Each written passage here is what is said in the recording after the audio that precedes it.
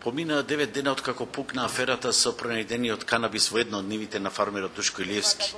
Истиот ден полицијата со лисици на раце ги спроведе тројцата битолски земјоделци и сега тие се во притвор. Овој случај во себе акумулира огромна енергија, а опозицијата го нарече монтиран заради инволвираноста на Душко Илиевски во протестите за Сведмилк, каде останаа заробени 4,5 милиони евра на кооперантите за предаденото млеко. Ова е голема неправда, ова е голем срам, ова е голем греф и сакам да им порачам на сите од актуелната власт, почнувајќи од првиот, од премиерот, па до овие овдека битолски мојкници, дека ова вака нема да оди, работите брзо ќе се свртат многу побрзо отколку што во најлошите своји мисли очекуваат и посакуваат. Овде гледаме еден класичен циркузантски однос на режимот.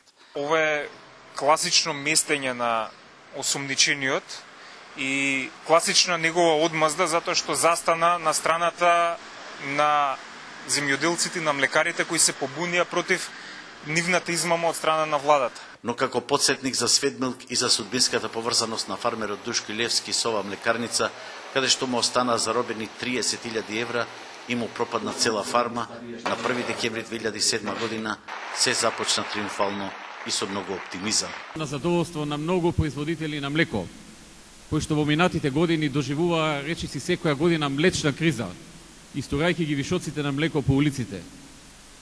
Денеска, со задоволство да го отвориме овој капацитет, во кој што се вложени 18 милиони евра, над 50% шведски капитал, во најмодерна млекарница, со производство на млеко кое што е шведско, а наше. 8 месеци подоцна Сведмилк престана да им плаќа на млекарите и започна незадоволствата. Душко Илиевски, дотогаш непознат, стана најгласен, министерот Спасеновски даде празни ветувања, а формалниот лидер Стево Пивковски од Могила се правеше голем оптимист со силна верба во новиот менаџер Моше Баум, кој за 1 евро ја купи Сведмилк по избор на власта. Владата обеќаваше, еве со шведската млекарница кризата заврши, ако имате една крава купете 5, ако имате 5 купете 10. Ќе дојде до млечна криза, ама во обратна насока, ќе нема доволно млеко. На крајот сега вели ние не обеќававме, само сечевме лентата вели.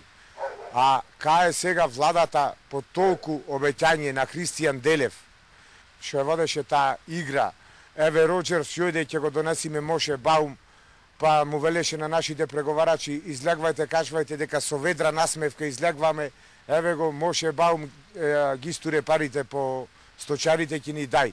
Со мојата ведра насмевка, едно добро расположение до сите фармери, значи во првиот разговор со онамите менаџери на оваа млекарница, најдена е солуцијата, значи во наредните неколку дена фармерите 50% од својот дел ќе го добијат одеднаш, до крајот на месецот ќе го добијат преостанатиот дел од долгот.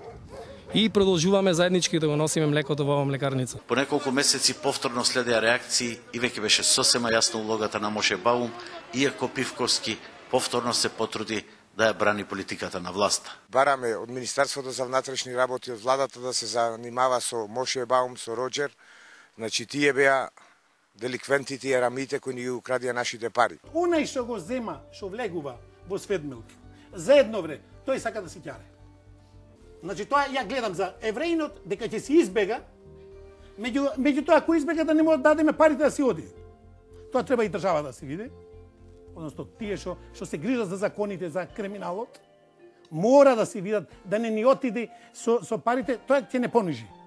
Моментално решение, значи не гледаме од Рамковски дека може да ја надмини таа ситуација, еден апел до него да го остави овој човек да видиме дали ќе проработи или не. Самото време ќе покаже. Значи ова е криминал, дебел, замешан од владата. Не може УЈАП да влези, кај нас може УЈАП да наплати, а УЈАП влегва во Сведмилк, нема ништо е чешлале, уште е чешлат млекарницата, нема никакви докази бе. Па не уништивте бе, господо влада. По кратко време протестите на фармерите кулминираа со блокади на Битола, а Сведмилк отиде во стечајна агонија. Сдруженијата на фармерите се растурија, Пивковски се повлече, а Душко Илиевски го формира Сдруженијето Пелагонија обнова со најхрабрите фармери и жестоко распалија по власта. Против него следеа кривични и прекршочни пријави, полициски претрес за семејно оружје во семејната куќа и фарма и накрај се случи аферата марихуана. Полицијата тврди дека била одгледувана, а никој стручњак досега не го потврдил тоа. Нема докази дека тргувал со дрога, дека ја чувал или имал било каков контакт со дилери.